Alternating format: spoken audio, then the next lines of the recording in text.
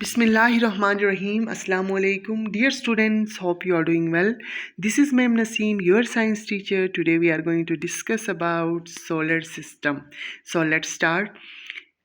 The universe refer to everything in existence. ठीक है, universe everything that is accounted to the universe. ठीक है, जो भी चीज़ एग्जिस्ट करती है यूनिवर्स ये काउंटेबल होते हैं. Scientists have estimated that the universe consists 100 billion galaxies. Scientist ने एस्टिमेट किया कि यूनिवर्स में तकरीबन 100 बिलियन गैलेक्सीज पाए जाते हैं, each with 100 billion stars. It is also big that scientist had to invent new unit to measure it. ठीक है, एक न्यू यूनिट को इन्वेंट किया साइंटिस्ट ने मेजर करने के लिए, और इसको क्या कहा जाता है, the light year. So light year हमें क्या बता देता है, a light year is the distance. ठीक है, light year is the distance that light travel in 1 year moving at the speed of 300,000 kilometre पर सेकेंड. तो लाइट ईयर जो है एक डिस्टेंस को ट्रेवल करता है, और वो डिस्टेंस कितना डिस्टेंस ट्रेवल करता है, तकरीबन 300,000 किलोमीटर पर सेकेंड में ट्रेवल करता है इन 1 ईयर में. इसको लाइट ईयर कहा जाता है. So a galaxy is a huge mass of stars. So what is a galaxy? A galaxy is a huge means बहुत इनॉर्मस बड़ा मास ऑफ द स्टार्स को कहा जाता है. Earth is a part of Galaxy, और अर्थ को milky वे Galaxy भी कहा गया है. Just a tiny part of the universe. Scientist once thought that the Milky Way was the only galaxy. ठीक है, स्टार्टिंग में साइंटिस्ट ने यह सोचा था कि Milky Way is the only galaxy that is present in the universe. But today however we know that our galaxy is only one of the many galaxy. ठीक है, that are scattered throughout the universe. So what is sun? Sun is also a enormous star. You probably think of star as a tiny specks of light twinkling in the sky billion of miles from the earth. ठीक है, billion of miles हम अर्थ पे रहते हुए इतना distance है. जब हम क्लियर नाइट स्काई में देखते हैं तो फिर आपको स्टार्स नज़र आते हैं, तो वो स्टार्स हमें बहुत छोटे नज़र आते हैं. There is a one stars however that we see every day quite close to the earth. ठीक है, सन की अपीयरेंस हमें फील भी होता है, नज़र भी आता है उसके टेम्परेचर की वजह से. तो ये क्लोज टू द अर्थ है. Sun, when we talk about the position of sun, that is present at the center, और ये अर्थ के करीब होता है. तो star is also sun. The sun is the center of our solar system. The sun is an enormous body. ठीक है, बहुत बड़ा है, ह्यूज. ठीक है, बहुत big. It has a mass our about इस, और इसकी जो मेस है वो तकरीबन 330,000 टाइम बिगर है as compare to the earth. और डायमीटर यहाँ पे स्पेसिफिक एक यूनिट मेंशन किया है. The distance between earth and the sun is about 149 million kilometre. ठीक है, हमारे अर्थ और सन के बीच में जो डिस्टेंस है ना, वो कितना है, ये एमसीक्यू में ज़रूर आएगा. तो स्पेसिफिक जो यूनिट गिवन है उसको आप याद कर लें. That is about 149 million. This is relatively short distance compared to the vast expanse of space. It is because the sun is so near that it appears so large. Our next nearest star, that is Alpha Centauri. ठीक है, सन के बाद जो nearest star to the earth, that is alpha century. ये MCQ में ज़रूर आ जाएगा, इसका नाम आप याद रखें. और ये मच बिगर है, but look tiny because it is far away. It is so far away. ठीक है, अब यहाँ पे बताया गया है, इन्होंने ये कहा कि सन के बाद जो नेक्स्ट स्टार आता है दैट इज़ अल्फा सेंचुरी, और ये बिगर होता है as compare to the sun, but वो हमें छोटा नज़र आता है. ज़मीन पे से देखते हैं, जब अर्थ पे होते हुए जब देखते हैं तो ये छोटा नज़र आता है. क्यों? क्योंकि ये हमारे अर्थ से दूर है. Now, dear student, scientists believe the sun was formed from gas and dust about 4.6 billion years ago. Dear student, यहाँ पे composition की बात हो रही है. When we talk about the composition of sun, sun किससे बना है? Sun was formed. Scientists ये believe करते हैं कि sun जो बना है वो गैस और dust के particle से मिल के बना है. ठीक है, as the gases collected together, the core become compressed. ठीक है, temperature rose and hydrogen atoms fuse to become helium atoms, this chemical reaction is called nuclear fusion. यहाँ पे ये लोग क्या कह रहे हैं, यहाँ पे ये कहा जाता है एज द गैसेस कलेक्ट, यहाँ पे हमने ये कहा कि sun is made up of gas and dust particle. जब ये गैसेस कलेक्ट होते हैं, एक दूसरे के करीब आते हैं, तो इनका कोर कंप्रेस्ड हो जाता है, इनका टेम्परेचर राइज होता है, ठीक है, बढ़ जाता है, और हाइड्रोजन एटम फ्यूज होके हीलियम में एटम्स में कन्वर्ट होते हैं, और इस केमिकल रिएक्शन को हम क्या कहेंगे, nuclear fusion. As helium atoms form, ठीक है, जब हीलियम एटम्स अब देखिए हमने कहा कि due to fusion of hydrogen atom convert होते हैं किस में, हीलियम एटम्स में। अब यहाँ पे क्या होता है, as helium atoms form energy in the form of heat and light. अब हीलियम एटम एनर्जी को किस वे में रिलीज करेंगे, in the form of heat और लाइट के वे में रिलीज करेंगे।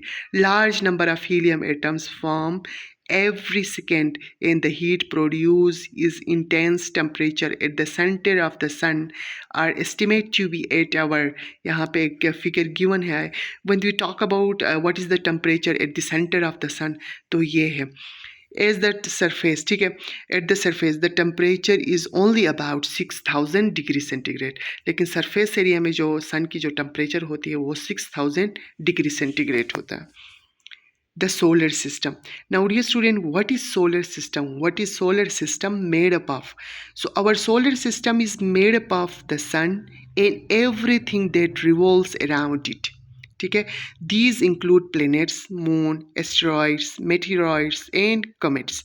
The earth is one of 8 planets in a planets, ठीक। अब यहाँ पे बताया गया है when we talk about the solar system, हमारे माइंड में सिर्फ प्लैनेट्स का जिक्र आता है, स्टार्स का जिक्र आता है, मून का जिक्र आता है, but there is all other heavenly bodies, और बहुत सारे हेवनली बॉडीज एग्जिस्ट करते हैं, that is asteroids, meteroids and कमेट्स।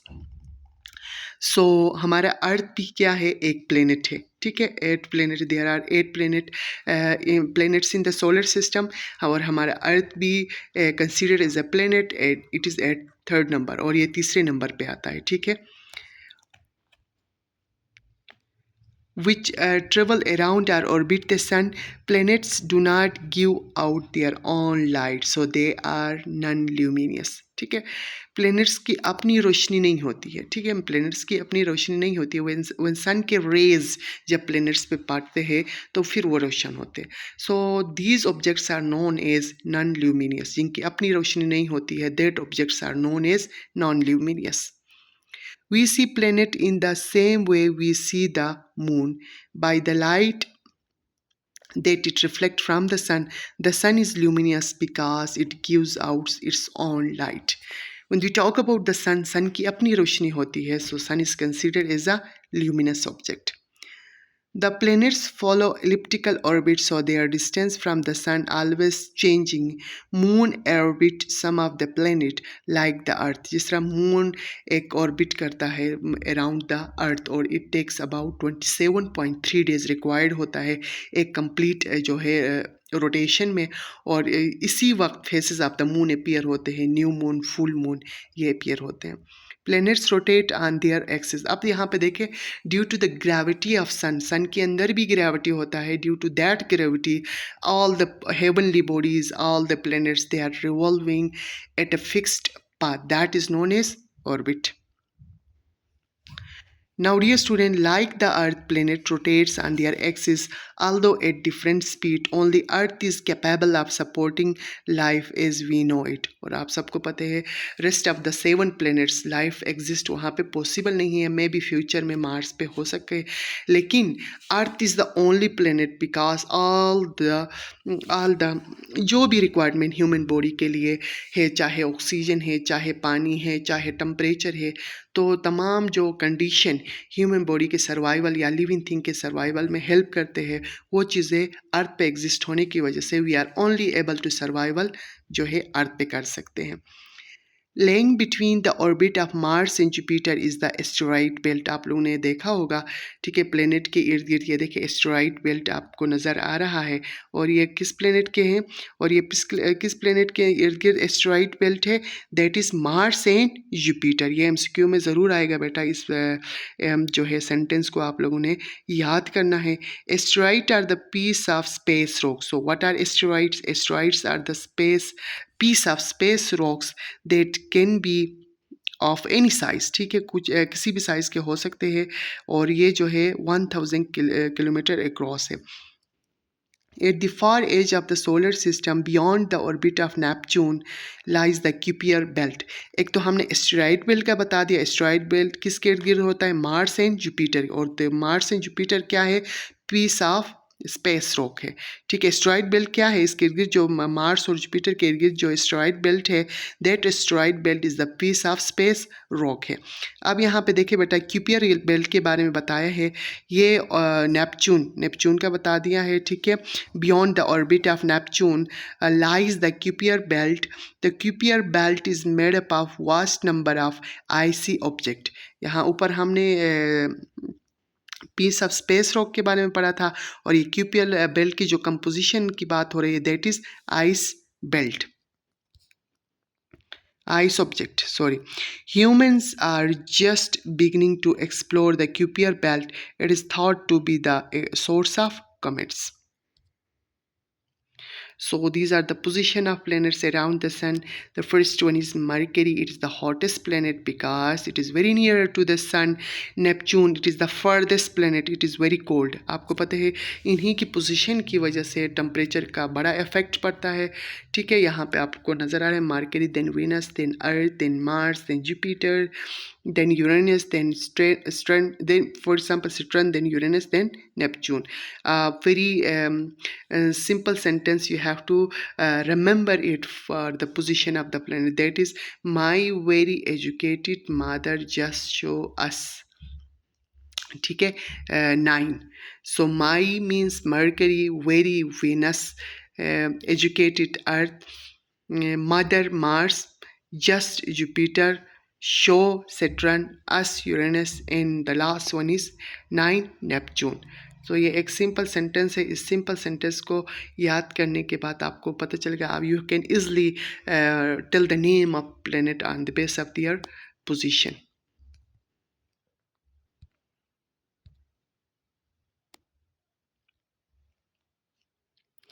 Now, dear students, all the planets and other bodies revolving around the sun and held in orbit by a force of gravity, ठीक है। अर्थ के अंदर सिर्फ ग्रेविटी नहीं होती, gravity सन के इर्द गिर्द भी होती है, जिसकी वजह से तमाम हेवनली बॉडीज है, they are orbiting around the sun in a fix path. The sun is by far the biggest body in our solar system. It is therefore exert a gravitational force that is strong enough to hold the largest and most distant bodies in position. अब यहाँ पे बताया गया है जो sun है, sun is the biggest object in the solar system, और इसका ग्रेविटेशनल फोर्स भी क्या होगा? सबसे स्ट्रॉन्ग होगा। सो दैट्स वाई ये अपने इर्द गिर्द जितने भी हेवनली बॉडीज़ है और जितने भी डिस्टेंस पे जो ऑब्जेक्ट्स है, फार अवे जो ऑब्जेक्ट्स है, उनको एक ख़ास ऑर्बिट पे क्या करता है? रिवॉल्व करवाता है। Now dear student, planet facts के बारे में अभी हम पढ़ेंगे। The table on the page given some data about the planets of our solar system. The data is collected using any or a combination of the following spacecraft. Flyby, a type of spacecraft which flies past of the celestial body, collecting data as it passes. ये कुछ objects का बता दिया है, उन्हीं objects की मदद से हम कुछ यहाँ पे मोस्ट जो प्लैनेट्स के फैक्ट्स के बारे में बता देंगे। आपको पता चलना चाहिए कि प्लैनेट्स फैक्ट्स किसने ये डेटा कलेक्ट किया, कैसे कलेक्ट किया। ये कुछ ऑब्जेक्ट्स का आपको यहाँ पे फ्लाई बाई, प्रोब, लैंडर, ये वो ऑब्जेक्ट है जिनकी वजह से उन्होंने प्लैनेट्स के बारे में जो इंफॉर्मेशन है वो गेन करने में कामयाब हो गए। Probe, a type of spacecraft which probes the atmosphere of a planet to collect data.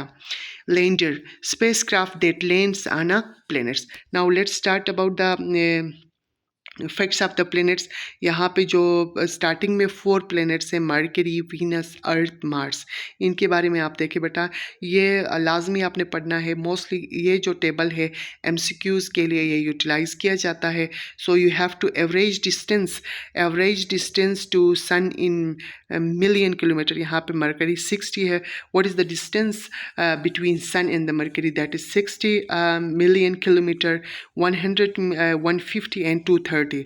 So times for one orbit around in Earth time, ठीक है, अर्थ टाइम को देखते हुए, earth how many time does earth to revolve around the sun, ठीक है। ये आपको पता है एक कंप्लीट रिवोल्यूशन में तकरीबन अर्थ को 365.25 days are required to complete one revolution. So rest of the planets 80 days. आगे ये आप वीनस का देखें 225 डेज, और लास्ट में मार्स का देखें 687 days. So times for the planet to rotate once, ठीक है, अर्थ के टाइम को देखते हुए जो है वो अपने एक्सिस पे कितने डेज लगाते हैं या आवर्स लगाते हैं टू कंप्लीट वन रोटेशन। तो लाजमी आपको ये तो पता होनी चाहिए कि अर्थ टेक्स तकरीबन 24 hours required to complete one rotation, और इसी वक्त जो डेज इन नाइट का क्रिएट होते हैं। बाकी रेस्ट ऑफ द प्लैनेट्स का आप देख ले। और यहाँ पे देखे डियर स्टूडेंट्स, यहाँ पे Jupiter, Saturn, Uranus and Neptune का भी देखें, इसी तरह से इन्होंने डेटा दिया गया है। डायमीटर इन किलोमीटर का यहाँ पे बता दिया गया है। What is the surface like? So Mercury का रॉक विथ लॉस्ट ऑफ क्रेटर, और आगे हमारे अर्थ का क्या है, rocky with water has clouds. और एवरेज टेम्परेचर का बता दिया है। Mostly you have to focus on earth, that is 22 degree centigrade. What are the, यहाँ पे क्या क्वेश्चन किया है बेटा, what are the main gases in the atmosphere? So main gases आप यहाँ पे देखें, नो एटमॉस्फेयर मरकरी के ऊपर। आगे इसका देखिए कार्बन डाइऑक्साइड, आगे हमारे अर्थ का देखिए कार्बन डाइऑक्साइड है, नाइट्रोजन है, ऑक्सीजन है, और दूसरे गैसेस भी है। आगे फिर कार्बन डाइऑक्साइड है, आर्गन है, और नाइट्रोजन है। फिर उसके बाद यहाँ पे इन्होंने सैटेलाइट का बता दिया है बेटा। सैटेलाइट, कोई सैटेलाइट नहीं है मरकरी पे, आगे वेनस पे भी नहीं है। अर्थ पे देखे moon is a natural satellite, एक ही है। और आगे यहाँ पे मार्स का देखिए 2 है। और इसी तरह से नीचे ये जो टेबल दिया गया है बेटा, इसका भी इसी तरह से ही पढ़े। मोस्टली ये किलोमीटर डिस्टेंस और किलोमीटर, यहाँ पे डायमीटर और किलोमीटर का जो वर्ड यहाँ पे यूज़ किया है बेटा, इसका आई थिंक यहाँ से कोई क्वेश्चन नहीं है। गैसेस के बारे में आपने लाजमी पढ़ना। आपने इस टेबल से क्या क्या पढ़ना है डियर स्टूडेंट? आपने पढ़ना है डिस्टेंस सन और इस प्लेनेट के बीच में डिस्टेंस कितना है, ये आपने पढ़ना है। और time to complete one revolution और रोटेशन का आपने पढ़ना है इसमें। फिर यहाँ पे आपने पढ़ना है डियर स्टूडेंट, इसका सरफेस एरिया किस चीज़ से बना है, ये आपने लाजमी पढ़ना है। और नेचुरल सैटेलाइट, जो सैटेलाइट का यहाँ पे इन्होंने जिक्र किया, चाहे आर्टिफिशियल हो चाहे नेचुरल हो, ये आपने पढ़ना है। So dear student, it's time to solve this given worksheet. सो ये आपके लिए बहुत ज़्यादा हेल्पफुल रहेगा। आप लाजमी है वो ये वर्कशीट आप करें। आप कॉपी में या रफ कॉपी में करने की ज़रूरत नहीं है। ऑन द स्पॉट आप स्लाइड्स को देखते हुए यहाँ पे ही सॉल्व करते जाए, देखते रहे कि आपको कितना समझ में आ गया। Thank you so much dear student.